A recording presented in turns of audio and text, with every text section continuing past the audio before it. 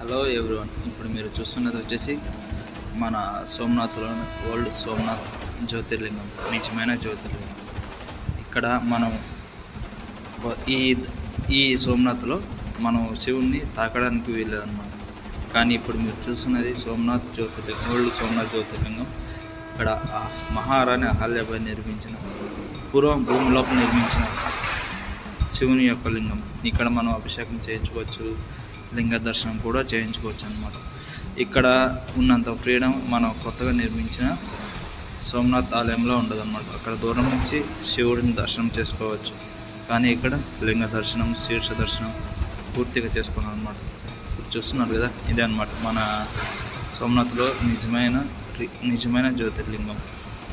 ఇలాంటి మరిన్ని వీడియోస్ నేను మన ఛానల్ అప్లోడ్ చేస్తాను, చూస్తూ ఉండండి.